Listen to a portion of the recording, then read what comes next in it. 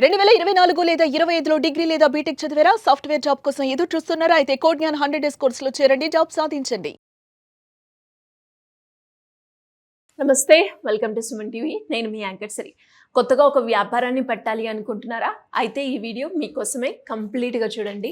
ఈరోజు మనము కోకోపీట్ బిజినెస్ని ఏ విధంగా చేయొచ్చు, ఇందులో పెట్టుబడి ఎలా ఉంటుంది అండ్ లాభాలు ఏ విధంగా ఉంటుంది, అసలు దీని ప్రొసీజర్ ఏ విధంగా ఉంటుంది, కంప్లీట్గా దీని గురించి ఇన్ఫర్మేషన్ ఇవ్వడానికి జై జగదీష్ గారు బిజినెస్ కోచ్ మనతో పాటు ఉన్నారు. అడిగి తెలుసుకునే ప్రయత్నం చేద్దాం.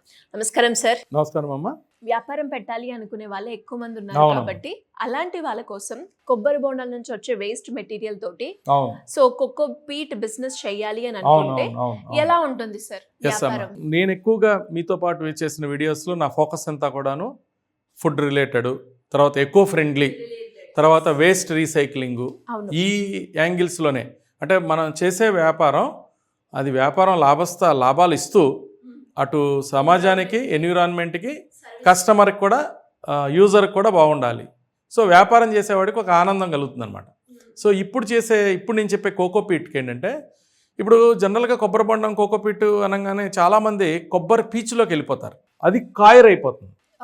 సో మనం చాలామంది ఇది ఎవరు చెప్పరు. అసలు మీరు కోకోపీట్ బిజినెస్ చేసుకోమని కూడా ఎవరన్నా మార్కెట్లో మీకు అడ్వైజ్ ఇస్తే, coir business is different, peat business is different అని ఎవరు చెప్పరు.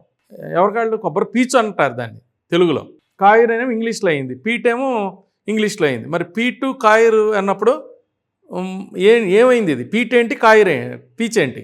కాయర్ అనే ఒక వర్డ్ మనం వాడుతున్నాం నార్మల్గా. సో పీచు కాదు, పీచే ఇది పచ్చి పీచు అనమాట. ఇప్పుడు కొబ్బరి బొండంలో మెత్తటి పదార్థం ఉంటుంది. అది మెత్తటి పదార్థం ఎండితే కొబ్బరి బొండం కొబ్బరికాయగా మారినప్పుడు ఎండితే పీచు అవుతుంది. అది అదే కనుక నీళ్లు తాగేసి వెళ్ళినప్పుడు మనం చూస్తే చాలా పచ్చిగా ఉంటుంది. కట్ చేసినప్పుడు లోపల టెంక్ ఉంటుంది కదా, కొబ్బరి వాటర్ ఉంటుంది కదా, దాని చుట్టూ ఉన్నది పచ్చిగా ఉంటుంది. అదే పీచు అంటే మెత్తగా ఉన్న పీచు. కాయర్ అంటేనేమో ఎండిపోయిన పీచు. అదే డిఫరెన్స్, మెత్తటి పీచు, ఎండిన పీచుని మనం డివైడ్ చేస్తే ఇది పీటు, అది కాయర్. సో ఇలాంటి దాంతో ఇప్పుడు మనం రోడ్డు పక్కన చాలా బొండాలు పడేసి చూస్తూ ఉంటాం. బొండాలు కొట్టేవాళ్ళు కానీ, గుడిల దగ్గర కానీ, గుళ్ళ దగ్గర కానీ కన్నా ఈ సెంటర్స్, జ్యూస్ సెంటర్సు, కొబ్బరి బొండాల సెంటర్సు, తర్వాత రెస్టారెంట్లు కూడా కొన్ని పచ్చి కొబ్బరి వాడే రెస్టారెంట్స్ ఉంటాయి. సో వాళ్ళ పచ్చి కొబ్బరి వాడినప్పుడు బొండాలే తెస్తారు.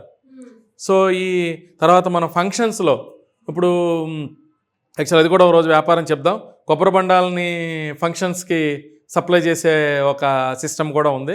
అది ఒకసారి చెప్తాను నేను. దానిలో ఉన్న వ్యాపారం ఏంటి, దానిలో ఉన్న లాభం ఏంటి, ఖచ్చితంగా డిస్కస్ చేద్దాం. దానిలో ఆ వ్యాపారం కూడా దానిలో ఉందన్నమాట. సో వీళ్ళ దగ్గర నుంచి సేకరించి, దీనికి పెద్ద సేకరించడానికి చాలా హై కాస్ట్ ఏం కాదు.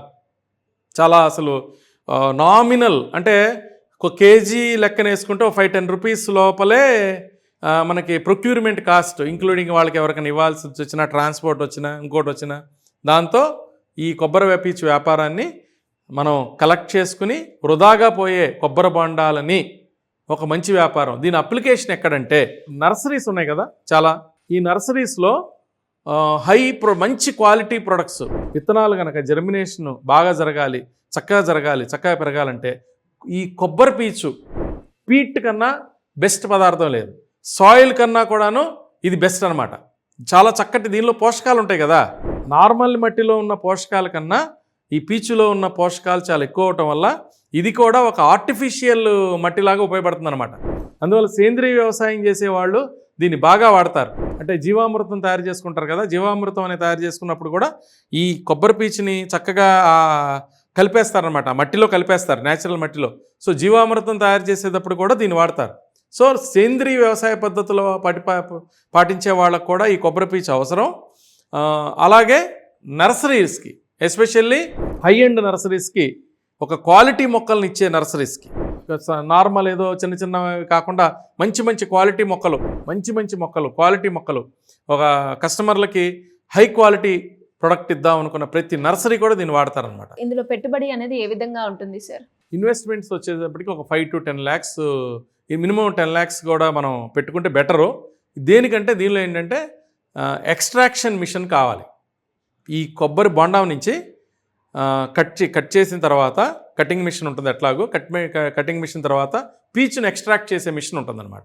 ఆ తడిగా ఉన్న దాన్నే పీచుని ఎక్స్ట్రాక్ట్ చేస్తానమాట. ఈ పీచుని ఎక్స్ట్రాక్ట్ చేసిన తర్వాత నెక్స్ట్ ప్రాసెస్ ఏంటంటే దీన్ని డ్రై చేయాలి, ఆరబెట్టాలి.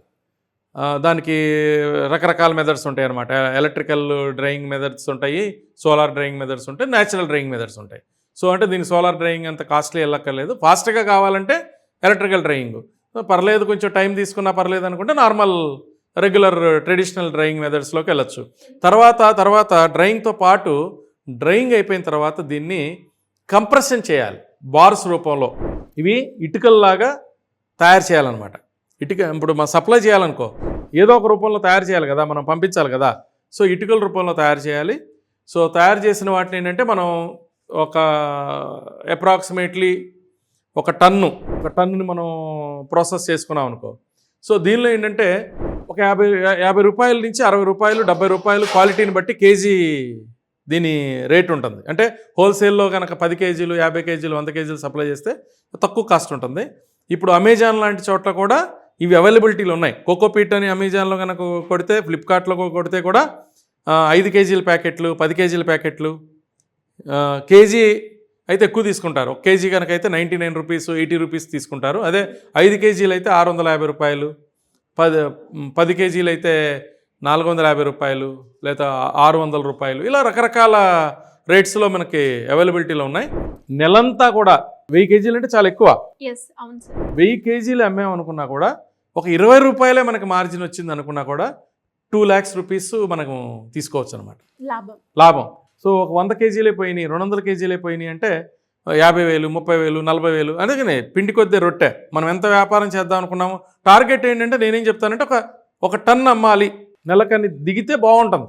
ఏది మనం అంత పెట్టి 10 లక్షలు పెట్టి మ్యాన్ పవర్ని పెట్టి ఇవన్నీ పెట్టి మనం చేసినప్పుడు ఏంటంటే ఒక టన్ను అమ్మితే ఒక 2 లక్షలు. ఏది నేను చాలా తక్కువ చెప్తున్నాను, 30 రూపాయలు కూడా మార్జిన్ ఉండే అవకాశం ఉంది.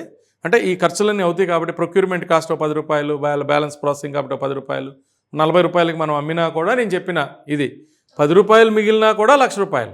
అంటే ఇందులో మార్కెటింగ్ ఎలా ఉంటుంది సార్? సేంద్రియ వ్యవసాయం చేసే వాళ్ళ దగ్గరని అప్రోచ్ అవ్వాలి, నర్సరీస్ని అప్రోచ్ అవ్వాలి. సో ఇవి చేసుకుంటా నర్సరీస్కి వెళ్తూ చేసుకుంటా ఉంటే అప్రోచ్ అవటమే, కొత్త ఏరియాస్కి వెళ్ళిపోవాలి. అండ్ ఇంకోటి ఏంటంటే ఇది పాడైపోయే ప్రోడక్ట్ కాదు కదా, మనం డ్రై చేసేసాం బార్ల రూపంలో పెట్టాం కాబట్టి ఇదేమీ పాడైపోయే ప్రోడక్ట్ కాదు కాబట్టి దీన్ని మనం లార్జ్ స్కేల్లో చేసుకునే వాళ్ళు దీన్ని ఒక డిస్ట్రిబ్యూషన్గా ప్యాకేజ్డ్ ప్రోడక్ట్గా కూడా చేయొచ్చు. మర్చిపోయాను, దీన్ని అమెజాన్లో నేను చెప్పాను 1,00,000 రూపాయలు ఈ కామర్స్లో ఎవరు కొంటున్నారు యాక్చువల్ అది. ఇప్పుడు ఒక నర్సరీ అతను అమెజాన్లో కొనకపోవచ్చు, బాగా అర్జెంట్ అయితే కొనవచ్చు. వాళ్ళకేమో మనం డైరెక్ట్గా వెళ్ళి సప్లై చేస్తాం.